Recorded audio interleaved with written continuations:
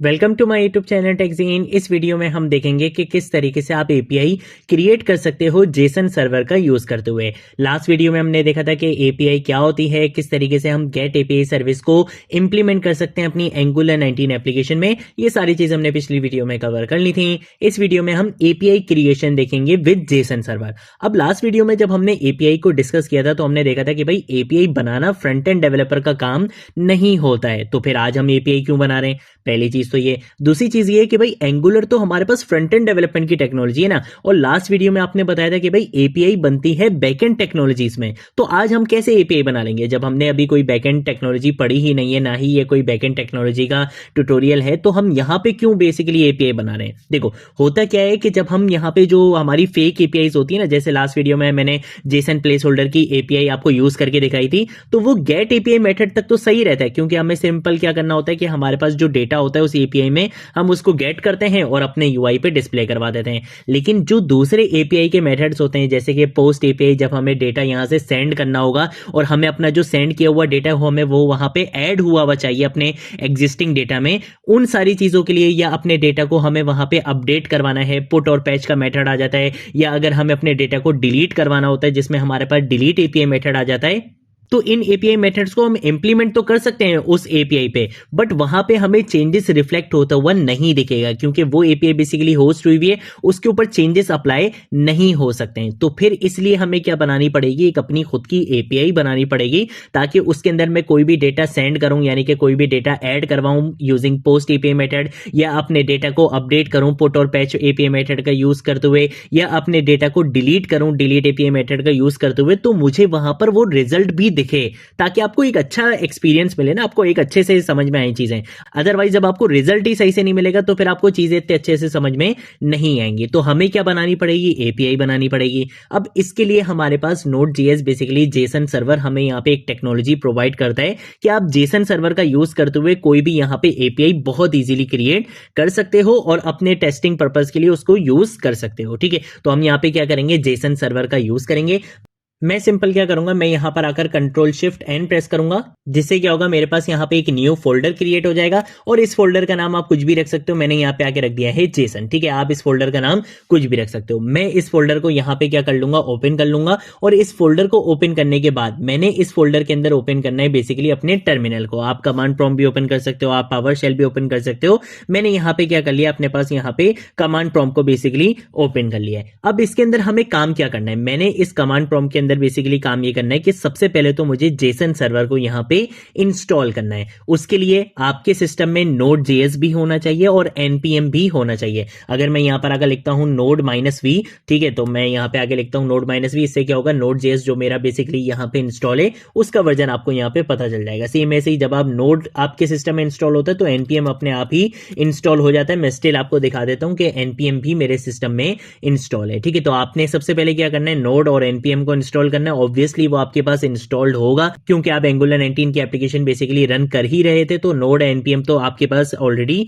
होगा ही होगा। ठीक है, अब मुझे क्या करना है, जेसन सर्वर को यहां पे इंस्टॉल करना है। तो मैं यहां पर अगर लिखूंगा npm इंस्टॉल, आप सिंपल आई भी लिख सकते हो, मैंने यहां पे लिख दिया npm इंस्टॉल -g, यानी कि ग्लोबली मैं क्या करने वाला हूं, जेसन सर्वर को अपने सिस्टम में इंस्टॉल करने वाला हूं। तो मैंने यहां पे लिख दिया है npm install -g Jason server, कि भाई जेसन सर्वर को मेरे सिस्टम में ग्लोबली यहां पे क्या कर दो, इंस्टॉल कर दो।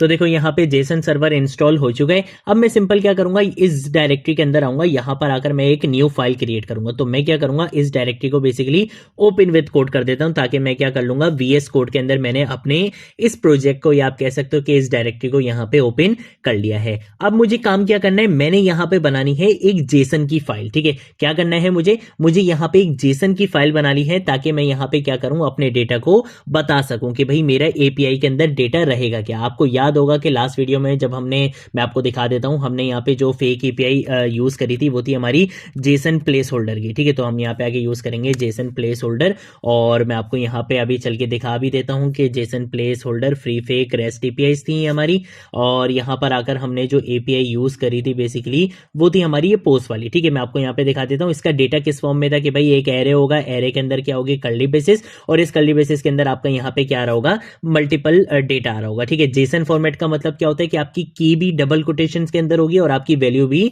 डबल कोटेशंस के अंदर होंगी, ठीक है। तो ये बेसिकली हमारा जेसन फॉर्मेट होता है।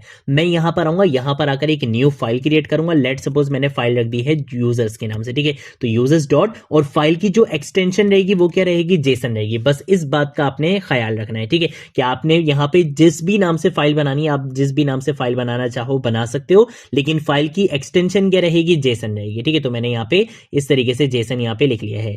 देन उसके बाद मैं इसको थोड़ा सा यहां पे जरा जूम इन कर देता हूं।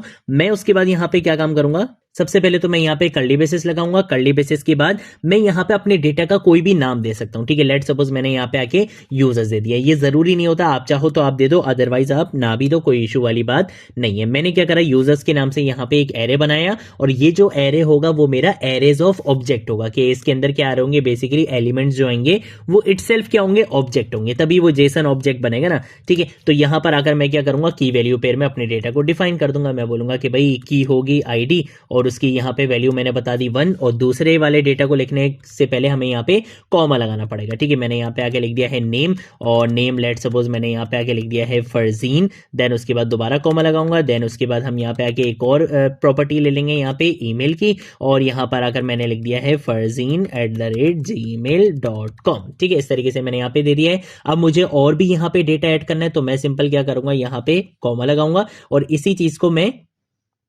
कंट्रोल डी से क्या कर दूंगा, कॉपी लाइन डाउन कर दूंगा, ठीक है। मैंने यहाँ पे इसको कॉपी लाइन डाउन कर दिया है। इसकी आईडी हम यहाँ पे क्या रख देंगे, 3 रख देंगे। इसका नाम हम यहाँ पे क्या रख देंगे, हुजैफा रख देंगे, और यहाँ पे आके इसकी ईमेल भी मैं क्या रख दूंगा, huzaifah@gmail.com कर दूंगा, ठीक है। इसकी आईडी हम यहाँ पे क्या कर देंगे, 2 कर देंगे। फरजीन की जगह हम यहाँ पे अली लिख देंगे, और यहाँ पे भी फरजीन की जगह हम अली लिख देंगे, ठीक है। तो ये बेसिकली मैंने अपनी एपीआई का डेटा बना लिया है। अब मुझे इसको क्या करना है, सिंपल रन करना है। तो अब मैं क्या करूंगा, मैं आ जाऊंगा वापस अपने टर्मिनल में। टर्मिनल में बेसिकली हमारे पास क्या करनी होती है, कमांड हमें यहाँ पे लिखनी होती है। वो कमांड क्या होती है, हमने सिंपल यहाँ पे आके लिखना है जेसन डैश सर्वर। उसके बाद हम लिखते हैं डबल डैश वॉच का फ्लैग, कि हमें क्या करना है, रन करना है। किसको रन करना है, हमारी फाइल का क्या नाम है, मैं सिंपल यहाँ पर आकर लिख दूंगा users.json को क्या कर दो, रन कर दो। यहाँ पे हम क्या करेंगे, एंटर प्रेस करेंगे तो देखो ये लोकल होस्ट 3000/users पे ये रन कर दी गई है।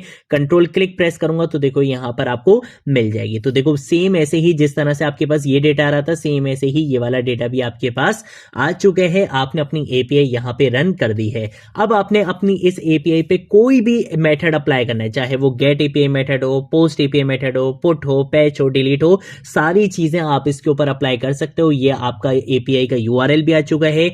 नेक्स्ट वीडियो में हम क्या करेंगे, पोस्ट एपीआई सर्विस को क्रिएट करेंगे और यहां पे हम क्या करेंगे, अपने डेटा को सेंड करवाएंगे। और जब हम फ्रंट एंड से यानी कि अपनी एंगुलर 19 के एप्लीकेशन से डेटा को सेंड करवाएंगे, इस एपीआई पे पोस्ट एपीआई करेंगे बेसिकली, तो होगा क्या कि जो डेटा मैं सेंड करूंगा वो डेटा आपको यहां पे रिफ्लेक्ट होके भी मिलेगा। अगर हम इस वाली एपीआई को यूज करते हैं तो ये ऑलरेडी क्या है, होस्ट हुई हुई है, इसके ऊपर आपको चेंजेस होते हुए यहां पे नहीं दिखने थे। इसीलिए हमने यहां पे जेसन सर्वर का यूज करते हुए एक खुद की एपीआई बनाई है और इसको हमने यहां पे लोकल होस्ट पे रन किया हुआ है, ताकि अब यहां पे जब भी हम पोस्ट एपीआई मेथड का यूज करेंगे, पुट पैच का यूज करेंगे या डिलीट का यूज करेंगे, तो जो भी ऑपरेशन हम परफॉर्म करेंगे उसका एक्शन आपको यहां पे रिफ्लेक्ट होके मिलेगा, ठीक है। तो ये बेसिकली हमारे पास कॉन्सेप्ट होता है जेसन सर्वर का। इसलिए मैंने आपको एक सेपरेट वीडियो में ये चीज करके दिखा दी है कि आप एपीआई क्रिएट कर सकते हो जेसन सर्वर का यूज करते हुए। ये थी हमारी आज की वीडियो। अगर कोई चीज नहीं समझ आए नीचे कमेंट सेक्शन में पूछ लेना, सोशल मीडिया अकाउंट्स पे पूछ लेना, मैं जरूर आप लोगों को रिस्पॉन्ड करूंगा।